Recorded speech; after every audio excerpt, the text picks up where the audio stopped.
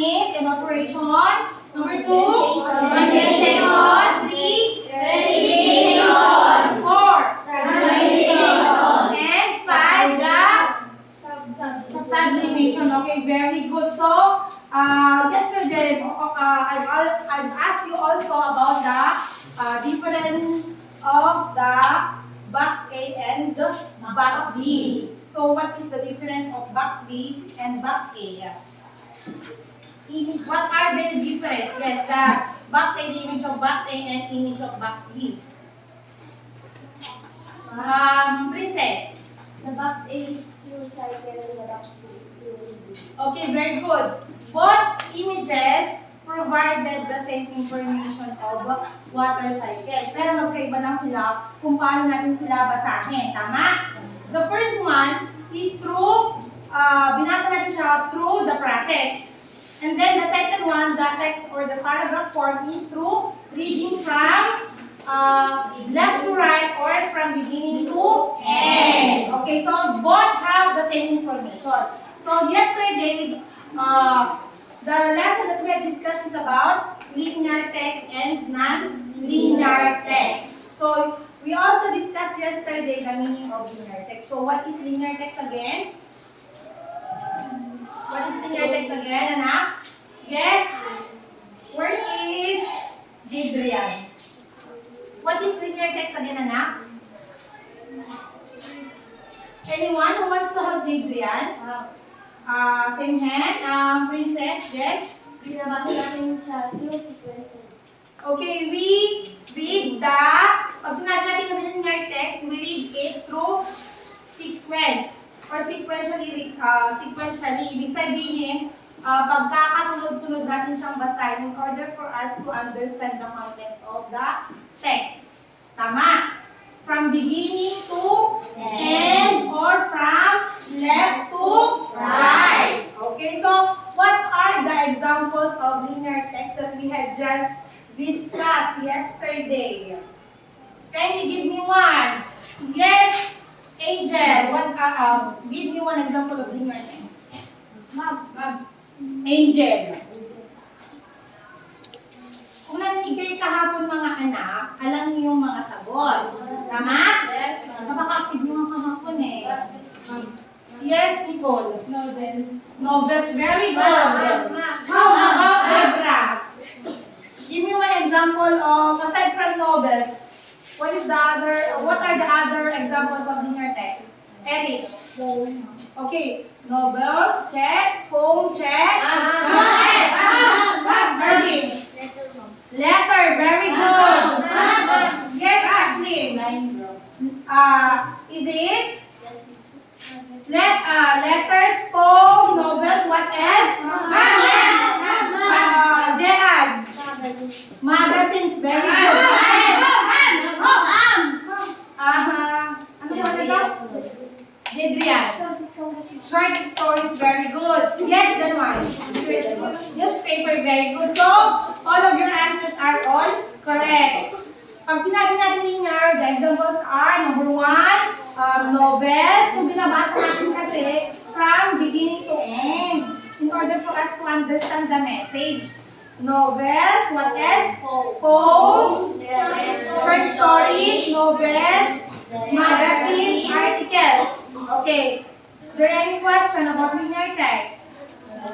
Wala po. Okay, let us now proceed with our discussion. But before that, papaalala ko lang sa inyo yung mga objectives natin. Number 1 is to differentiate linear and non-linear text.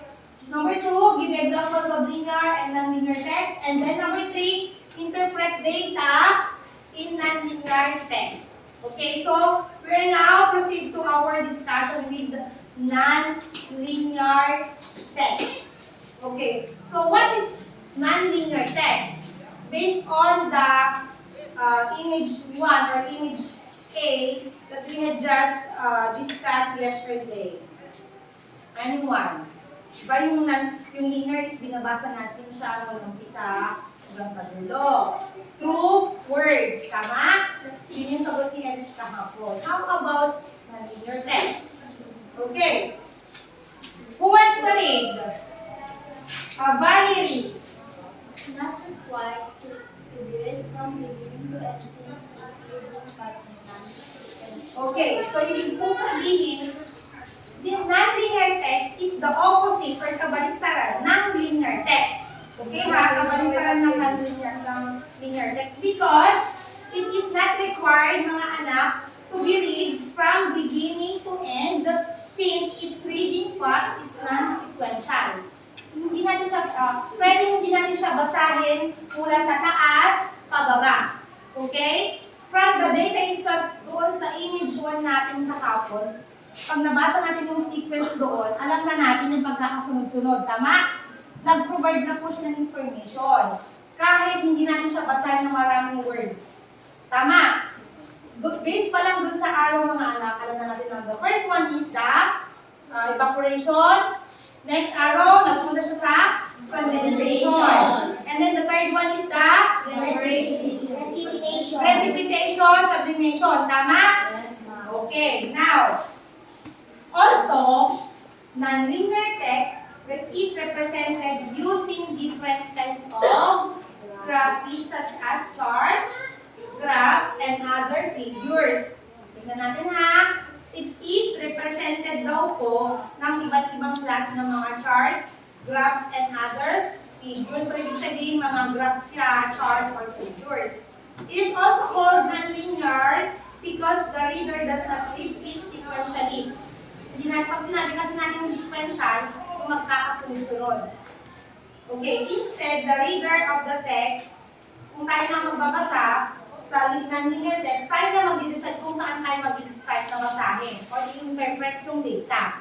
Okay? It's all about, kasi pag nonlinear text, it's all about data. Okay? Let's proceed. First example of nonlinear text is line graph. Okay, nakakita na ba kayo ng line graph? Yes. Okay. When we say line graph, who wants to read? Okay. Louder, anak ha. A line graph, also known as a line chart of a line plot, is commonly drawn to show information that changes over time. You can plot it by using several points linked by straight lines. Okay, thank you so much for reading. Okay. This is an example of a line graph. Nababasa niyo or nakikita niyo? Yes, ma'am. Right? Okay, it does not contain so many words, tama? Wala masyadong mga nakasunod or words. But then, we will interpret this data through the line graph. Okay, on this part, the left side, on this part, mga anak, these are the number of push-ups. Okay, so 0, 5, 10, 15, 20, 25. Ito yung mga number of push-ups. Then from, dito naman po yung days of the week sa baba. Nakakasunod. Nasusundan. Yes, ma'am. Okay, these are the days of the week. We have Sunday, Monday, Tuesday, Wednesday, Thursday, Friday, and Saturday. Okay, let's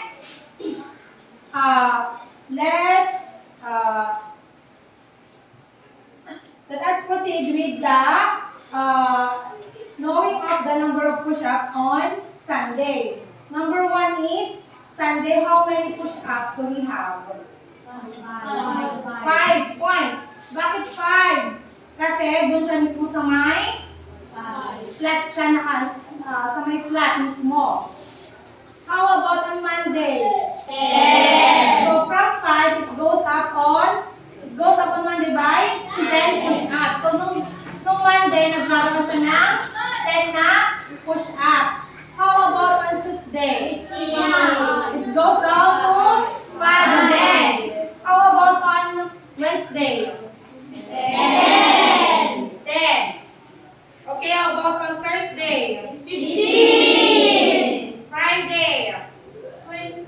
So maybe that is 16. Tama? That's sad. Kasi ito po yung pinaka-15. Tama? Eh, lumagpas siya doon. So sabihin na lang natin yung nandiyan ay 16. So nagkaroon siya ng push-ups na 16. Next set.